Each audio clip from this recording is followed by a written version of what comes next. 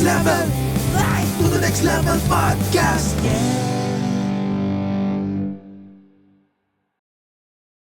Do it, not just because of fame. Sandali lang. Hello? Hi, good afternoon po. Yes. Meron po ba kayong, pwede ba kang umorder ng lechon sa inyo na ano, like, half lang? Wala pong half lechon natin. Kailangan buo kasi walang kukuha ng manananggal na lechon. Oo. To the next level. And hello everyone and everybody out there in the World Wide Web and all the people who are watching and looking for something. My name is Ronald Alan Turla. And I am John Gabriel, ang ating rockista dito sa Toronto. Well, it's not about me. It's not about you. It's all about We. And this is To the Next Level Podcast. Okay, bago tayo dumapo sa iba pang topic, Kuya Ron, introduction naman po. Ano itong To the Next Level Podcast? Ano itong Fly TV? Well, To the Next Level podcast is all about inspiring other people. These people who are level up their success to the next level nga. Yes. So, we wanted to bring them on board. We wanted to bring them on the camera. So, the people out there looking for something but they haven't found out. Maybe this is the right platform for them. What do you think? Magandang idea po yan, Kuya Ron. Ang dami pong stories na hindi napapakinggan na for sure makaka-inspire sa ibang tao at ito na po yun. Well, number one na trending, parating pangit no? Bad news parate. Yeah. Pagka hindi bad news, hindi trending. So, this is about time na let's spread the good vibes, no? Yung good news. What is the good news? How can we leverage this social media platform for the people who would striving to go to the next level? Yeah. So, we're looking for success stories. We're looking for professionals, individual. Ano bang requirement dito, Kuya Ron? Teams, Dapat ba kulay whatever. pula yung dugo dapat dito? O basta may red blood pwede na. Pero by the way, shout out sa ating pinakamagaling na director dyan sa Yun, no?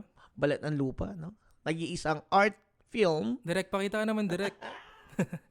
Anyway guys, so sa lahat ng mga you think you can be an inspirational epitome sa ating community, it's about time to step up and let us know what do you have there, right? Okay din, Kuya Ron, kung meron kayong mga naging drama dito, kunyari, nag-work permit kayo dito sa Canada, international student, kung may kukwento kayo at magpapa-inspire sa ibang tao, welcome na welcome kayo dito. Yeah, speaking of Canada, we are here in Bathurst and Wilson, Oh, kung yes. saan the heart of the Filipino community, maraming fishball, balot at kung ano pa sa labas. Yes, sir. Sana sa susunod na episode may mag-sponsor ng balot. balot at penoy. Kaya no? isaw, ganun. But again, saan man dako ng mundo, Mhm. ang Pilipino, pag nag-usap-usap, merong kwento at may kwenta. May kabubuluhan. That's why Yeah. we have to spread the good vibes to the next level. Share us your story. It's about we. It's not about me as well. Again, I've been to different kinds of area in Canada. No, I went to Alberta, Ontario, even Quebec. No, there are a lot of Filipino Canadians na marami silang success stories. May mga failings, but failing is just part of the success, right? What do you think? Pampatibay yun eh. Pampatibay yung Yeah. mga failure na yan, Kuya Ron. All right, and we will be airing those people Mhm. here in this podcast, in this To the Next Level. At hihimay-himayin natin yung mga sikreto. What do you think about that? Okay yan. Mga ingredients to success? Tama. Niluluto ba to or what? What do you think? Minamarinate muna. Marinate, niluluto. Ay, grabe, no? From food to music to sports, Konektado lahat yan. konektado lahat yan. So Welcome kayo lahat dito. whoever, basta red blood, Basta red blood. hindi alien. Bawal ang vampira. Pero Kuya Ron, may iba na tayo since nabigyan nyo ng introduction na maganda. Nabalitaan nyo ba yung The Voice USA kung sinong nanalo? Oh, mga trending din yan, ano? Talagang, Filipino ang nanalo. Yes. Filipino. Si Sofronio? Sofronio Vasquez ba yun? Sofronio, yeah. And, nasabi niyo yung failure kanina, Kuya Ron. Alam niyo bang hindi siya nanalo dati sa tawag ng tangalan in The Voice Philippines? Mhm. So, yun ang kanyang failure. Tapos ngayon, sumubok siya sa Voice USA. doon siya nanalo. Ang gandang story. Yeah, parang panaginip lang ang Yeah. lahat, ano? Pero totoo to. It's a real story. Totoo, yeah. And siguro yun po yung magandang example ng pag hindi ka nag-excel or nagsasucceed sa isang lugar, lumipat ka sa iba at mas ma-appreciate ka doon. And maybe we can bring Sofonio Vasquez in this podcast too. Hindi malabong mangyari po yun. So, we're calling you out. Sofonio Vasquez, saan ka man naroroon? Nandito lang kami. Yeah, sama mo na rin si Michael Bublé. Oh my God! Baka ubusan na yung English yan, man. Talagang isang proof na Filipinos can conquer the world. Conquer the world. Conquer the world. Ayan, yan na yun sa mundo ng musika, no? And entertainment. But again, we're gonna bring a lot of people, a lot of success stories in this platform to the next level. Kaya naman, sa mga nagpaplanong maging parte ng ating show, don't hesitate, don't think twice. Kontakin nyo lang kami sa link below. Yes, And, email or message lang kayo sa Message lang. sa baba. And let's share the news. Share the good news. Ika nga, no? Yes, sir. Again, this is our new episode, or the first episode. Pilot episode. Pilot episode. Yeah. By the way, guys, just to let you know, ngayon lang din namin naisip yung title. At wala pa kami pag-uusapan. Kung anong maisip lang. Binuksan niya lang yung camera at tinutok sa akin. You know what? I don't know if that's an adrenaline or it's just an automatic pilot in my head na, ano nga ba talaga? What are we doing? Why are we doing what we're doing? And that is the very, very important things na pwede nating iwanan sa mga viewers natin. Huwag kayong gagalaw. Huwag kayong gagawa. Huwag kayong pupunta kung hindi nyo alam anong gagawin ninyo at bakit nyo ito ginagawa. So, you have to know your purpose. That's right. 100%. Alright. 2024 recap tayo, Kuya Ron. Anong pinaka-memorable na nangyari sa'yo this 2024? I heard you had a vacation with your family. Yeah. Siguro, learn to adjust. Yeah. Learn to adjust. I was able to adjust to my passion of the entertainment. I pull out and go back to what I'm doing, Yeah. which is protecting people. It's really hard, but if you know your why, and your why will make you cry, I think that's the way to go. Do it, not just because of fame. Hello. Hi, good afternoon po. Yes.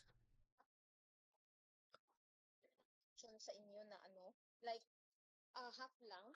Wala pong half lechon natin. Kailangan buo kasi walang kukuha ng manananggal na lechon.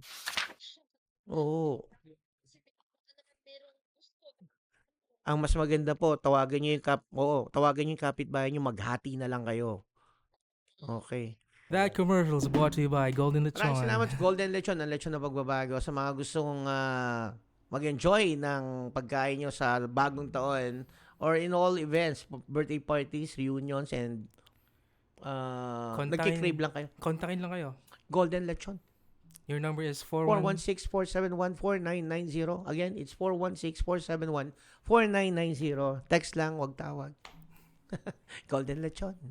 Ayan. So, yan. Isa sa mga pwede nating ma-interview yung mga business owners here in Canada, in Toronto, right? And number one purpose why people leave our country is to find a better retirement or greener pasture.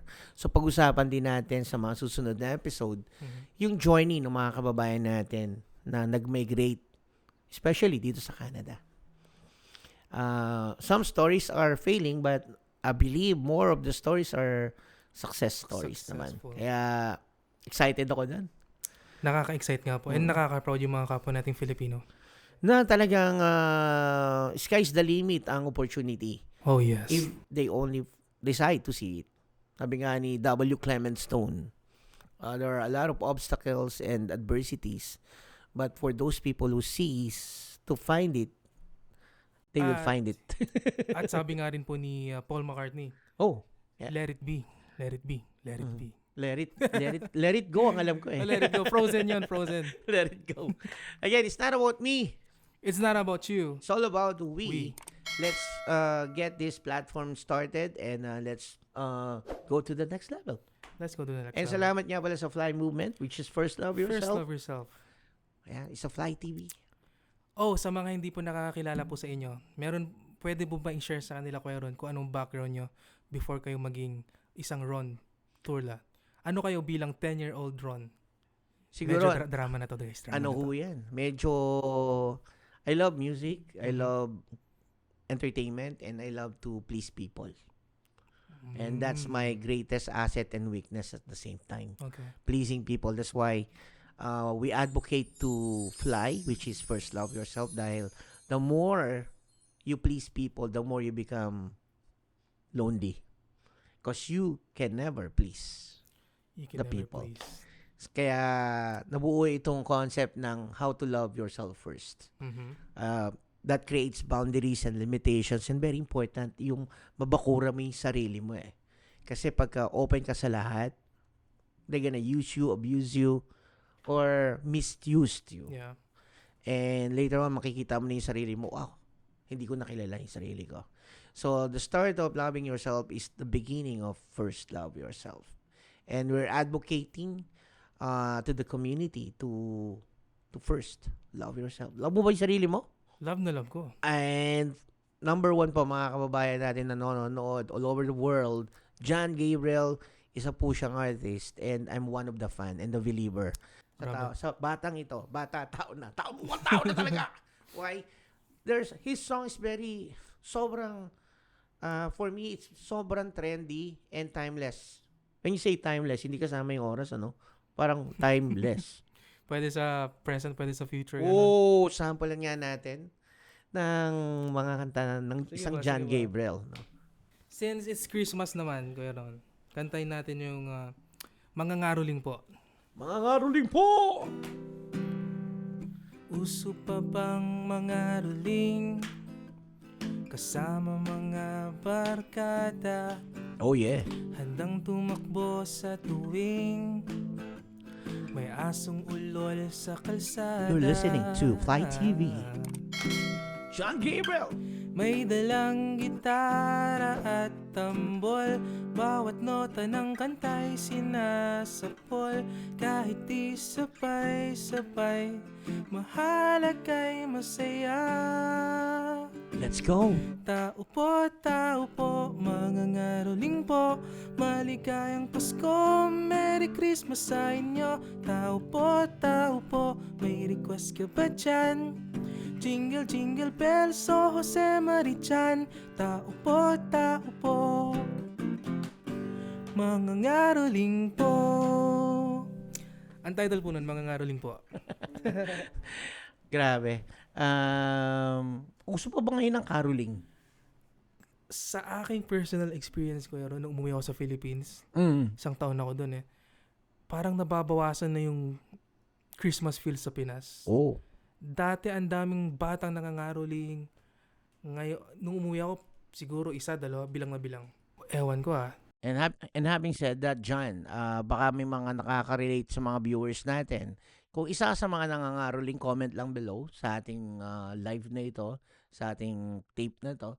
Comment lang below kung isa sa mga batang nagpipit-pit ng tansan. Siya lagay sa alambre. Yeah. Tapos, Tsaka yung... gaganunin kung may tunog. Lata ng nido, gagawing tambol. Ay, no. Pagandahan pa nga ng tambol. Pagandahan ng tambol. Tunog. And yeah, yung caroling na wala. Maybe because everybody's busy on their phones. Feeling ko yan ang number one. Number one, And isa rin siguro yung COVID. COVID-19, yeah. Nasanay tayong magstay na lang sa house instead na lumabas. Pero feeling ko it's about time na ibalik natin yung diwa ng Pasko naman na kung paano siya dati. Safe naman na siguro yung mundo ngayon Wala nang COVID. Again, with all those criminalities out there na nagbago na rin, no? Oh, yes. Napakahirap na rin ang society natin ngayon. Kaya yung mga bata dati, safe pa ngayon. I don't know kung safe pa din ba sila lumabas at mga haruling, no? Ay, isa rin yun, Kuya Ron, yeah. We have to find a way na paano natin ma-feel ulit yung Christmas vibes, no? Yes. Probably by giving and sharing. Isang nakakalungkot din po siguro kasi dati mga bata pa tayo, nangangaroling tayo kasama mga pinsan. Ngayon, yung mga pinsan na yun, may kanya-kanya na ring buhay tulad natin. Nag-part ways na tayo. Yeah. Feeling ko isa rin yung dahilan na yun and hindi natin siya maiwasan kasi time. Talagang tatanda tayo at Pero ang nakakatawa, memories back, no? I think yung unang caroling na ginawa namin, yan yung unang business na trinansak ko kasi tatlo kami. Paano kayo maghahati-hati, no? So, mula nung bata pa, sabi ko, paano ba ito maghahati-hati? Pagandahan ba ng boses? So, sino yung gumawa ng tambol o nung, ano ba tawag doon sa... tamborin. Tamborin, ano, yung tansan, ano. So, that was fun. Nakakatawa, That was fun. nakakatawa. Yeah. Ako buti naabutan ko pa eh. May mga nagbabayad, may mga hindi nagbabayad. Yung iba magsasarado ng ilaw. Ayan. And speaking of Christmas feel, sa studio natin here in Fly TV, ay bibigyan tayo ng isang Christmas carol na paborito ni John Gabriel. Sana makarelate tayo dito. John, ano ba yung Christmas songs mo? Ito, gantong-ganto Antayin yun. na Nung natin. bata kami, ganito yan. Feliz Navidad, Parapapam, Feliz Navidad, papapapapam. Feliz Navidad, Prospero año, felicidad. Okay naman. I wanna wish you a Merry Christmas. I wanna wish you a Merry Christmas. I wanna wish you a Merry Christmas from the bottom of my heart. We wish you a Merry Christmas. We Pagka ganyan na, wish you a humuhugot na kami ng Merry pera niyan. Christmas. We wish Mukhang you patapos a na yung Merry caroling. Christmas. Kukuha na tayo. Happy Yan. Nako. Mamas ko po. Isa pa. Ayun na. Oh, silent night, holy night, Namamas ko po. all is calm, all is bright, round yon virgin mother and child. Tapos bigla namin makakalimutan, kaya bigla kaming thank you, ang babarat ninyo, thank you guys. Ano ang unang Christmas mo dito sa Toronto, Canada? Dumating ako nun dito, August, hindi ako nagkakamali. Ang August sa Pinas, susunod nun, September na. Alam naman natin, pag sa Pilipinas, September pa lang, dami ng Christmas lights. Nagulat ako, nalungkot ako kasi ibang-iba eh. May kanya-kanyang lakad, may kanya-kanyang work. Tapos, yung mga kapitbahay, hindi ko nakikita. Sa Pinas, sanay ako makita yung mga kapitbahay na nandiyan lang, nakipagkwentuhan, ganun. Sobrang hirap yung adjustment ko. Kasi ilang taon ako, 21 ako nun eh. Sanay na sanay ako sa mga gathering sa Pilipinas. Sobrang nahirapan ako. So, ano ginawa mo nung, eto na, December na? Naipon ko yung lungkot na yon. Umabot ng Naiipon pala ang lungkot. January to February.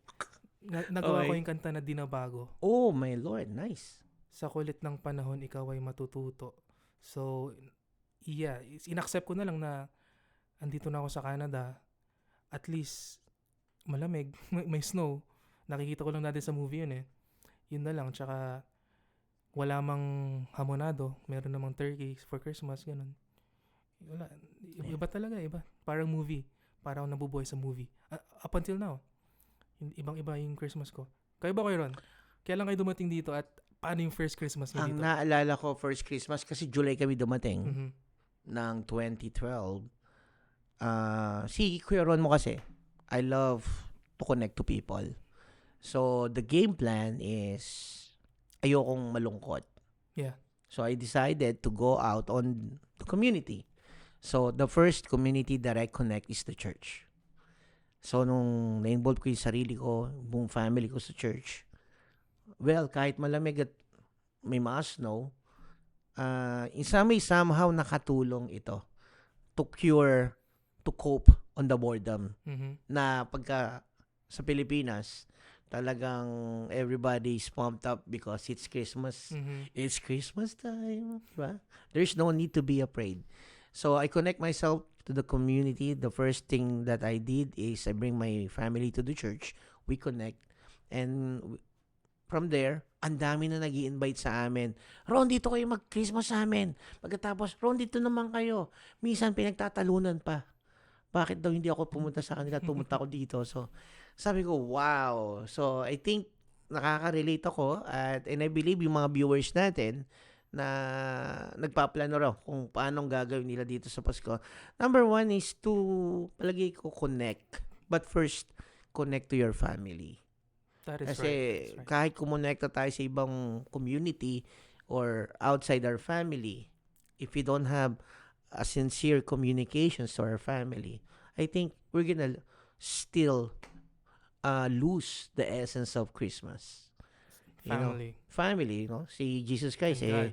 Yeah. hinanap nila Joseph and Mary kung saan Mhm, ipapanganak, Very, very, very close silang nagtulungan doon. And it's about time to go back to our family Family. and celebrate Christmas with the bang. With a bang. Pero ingat lang sa mga o-order ng Golden Lechon, eat moderately. And again, yung tao po ay isang original composition ni John Gabriel, right? Yes. Sinulat ko po yan kasi nalungkot nga ako. At nabanggit pa niya si, whenever I see boy Jose and girl Marichan. selling lantern on the Yeah. streets, Jose Marichan. Ang galing. Sobrang iconic ni Jose Marichan, Kuya Ron. Yeah. Siya yung parang Santa Claus natin sa Pinas. And I heard that you already post this on your Facebook and you shared Oh yes, This it's to available everyone on Spotify, if they can iTunes. do their own renditions, right? Oh yeah, nagkaroon tayo ng contest and it was sponsored by Fly Movement. Yeah, salamat Fly Movement. Salamat Fly Movement. It's worth $500, guys, 20,000 pesos. Wow. At i-announce namin yung winner sa different video. Pero sa mga gustong sumali sa mga pa-contest na ito ng Fly Movement, just follow our Facebook page, Fly Movement. Hindi ito ang huling contest natin. Yes. Malay natin. Magpaano tayo? Bikini contest. Ganun. Biro lang. Anyway, abangan din ho natin on this coming February. We're gonna be launching our Fly Movement Achievers Awardee Mhm. in our society, in our community here in Canada. So, dinadissect na po namin yung content na yan. And ngayon pa lang, nagpapasalamat na kami doon sa mga magiging parte ng mga awardees natin. We're gonna be celebrating the month of love Mhm. by appreciating the people who made an impact to their family, to the community as well. Speaking of love, paano kayo mag-love, Kuya Ron? Pag Actions. hindi lovable, Pag hindi lovable? doon mo mapapatunayan yung love. Mhm. May mga tao kasi na hindi likable, Mhm. hindi lovable, ang sama ng ugali. Yeah. Doon natin practicein yung love. Kasi it's very easy to love John Gabriel. Ang bait, di ba? Oh. But that's not love. Love is all about overcoming your hate in your heart Mhm. by, extending your hands sa mga hindi nakakaunawa, sa mga medyo makitid ang pag-iisip. O doon sa mga taong galit sa'yo kahit hindi ka galit sa kanila, doon mo ipakita yung love. Kasi that's what a love is, right? It's very easy to love everyone, especially kung likable, lovable. But how can you define love if you cannot love your enemy? Ow! Ow, di ba? And how can you love somebody if you can't love yourself? Oh, naman. Tama, pasok din Mahirap yan. mong awayin yung sarili mo. Ay, oo, ng sarili ko! Maraming ganyan, Ayaw ng ilong, ayaw ng tiyan, ayaw ng mata niya. Gusto papalit-palit, And at the end of the day, naglabo-labo na yung itsura niya. Identity crisis. Yeah, that's right. Napansin ko, Kuya Ron, sa sarili ko, minsan ayaw ko yung sarili ko na yung mga kanta ko, ganun. Pero pag pinaparinig ko naman sa ibang tao tulad nyo, okay naman sa inyo. Well, you're looking for validation. Looking for validation yun. You're looking for validation, something to tatanggapin ka ba o hindi. Okay. But at the end of the day, everything is created twice. What do you mean by that?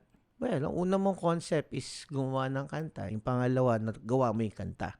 Mhm. Nalagyan mo ng melody, nalagyan mo ng storya. But everything's created here. Now, yung respond to your song, kung ilalike o matutuwa ba mga tao, it's a big question mark. But at the end of the day, you should appreciate who you are. And kung magugustuhan man nila o hindi, out na ako doon. Ayun, Kumbaga, you I can't can never control. control what the people's mindset. So mga nanonood sa atin, yeah, you can never control the weather, you can never control the traffic, you can never control yung ate mo, nanay mo. Hindi ko rin makontrol pag nautot na ako. Pwede. Biological. Pero the only thing that you can control is your mindset. Di ba? So, kailangan alagaan mo yung thoughts mo, yung pag-iisip mo. And how do you spend your time in things na magbibigay sa iyo ng self-growth, yung paglago sa sarili. That's why first love yourself is more of elevating your own to the next level. To the next level. Kumukonekta, no? Konektado lahat yan. To the next level ng Fly TV. Maraming salamat ulit. Kaya guys, samahan nyo kami sa journey ng To the Next Level. I hope we're gonna be exploring the whole Canada. We'll be flying to Alberta, Montreal, Winnipeg. We're gonna do that, guys. And show the world whatever you have there that can benefit other people. And guys, since this is a pilot episode, wala pa tayong masyadong pag-usapan. Just a quick introduction, right, Kuya Ron? And kung may gusto kayong topic na pag-usapan natin, comment down below. Yeah, and we are advocating to promote your local businesses, you know? Yes. Support tayo. Yeah, and doon sa mga avid followers ni John Gabriel, continue to follow and subscribe sa iyong social media account. And I believe you have Spotify, right? Oh yes, John Gabriel sa Spotify. Siyempre John yung Gabriel! John Gabriel. And yung band ko rin na Combo Number 4. Combo number 4. Yan, dyan lang yan sa paligid-ligid. Siguro bigyan mo pa kaming pang Sa pet panganda. malung kanta. Yung mga Pangasinense. Kasi I know you have a page also. Okay. Sa mga taga Pangasinan, pakinggan natin. John Gabriel. Makasama ka lang, okay na ako. Di kailangan ng ginto para mapasaya. Wala kang kailangang gawin, basta nandito ka lang. Wala nang pangamba. Gulo sa aking paligid ay di napapansin. Ayos lahat sa isang tingin mo. Inararota ka talaga, sinta. Oh, oh, oh, huwag mag-alala. Wadya, akla, parad sika. Lunes hanggang Linggo, ikaw ang paborito. La nang hahanapin pang iba. Inarota ka. Oh, oh, oh, oh. Ikaw naman, Kuya Ron, inarota ka. Sabay-sabay. Inarota ka. Inarota ka. Isa pa, Kuya Ron. Sabayan niyo ako. Inarota ka. Yes, sir. That's inarota ka. It means I love you. Oh, parang inararon dating sa akin eh. Hindi naman. So I love you. I love you, I love you. Shoutout sa mga Pangasinense. Pangasinense, yes. So hindi siya Panggalatok. Hindi. There's no such Nakasanayan thing. lang yun. There's no such thing Panggalatok. Parang ano yun Kuya Ron parang nag-asaran lang yung Ilocano tsaka Pangasinan. Mm-mm. Parang pang-asar na word lang yun sa Pangasinan dati. So, pero hindi naman siya, hindi naman siya masama. Pero, let's make it right this time na lang. Inarota ka means I love you. I love you. Ang alam ko lang, ay ayaten ta ka. Yun din, Ilocano Sa mga rin. Ilocano naman yun. Ano? Inigugma ko ikaw. Inigugma kita. Bisaya ba yun? Bisaya. No. Eh, paano sa French? Direct help. I love you sa French. Ano ba yun? Hindi, ang alam ko lang, bonjour. Yun din alam ko eh. Maraming salamat sa first pilot episode natin. At least may kwenta yung ating mga pinag-usapan to the next level. Abangan natin ang mga susunod nating ma-interview dito. Yes. Excited na ako. May idea ba kayo kung sining next interview natin? Surprise! Surprise siya, syempre. You know, it might be a community leader. It could be an organizer or a business owner as well. So, marami pang iba. Sabi ko nga, shoutout kay Soponio Vasquez, no?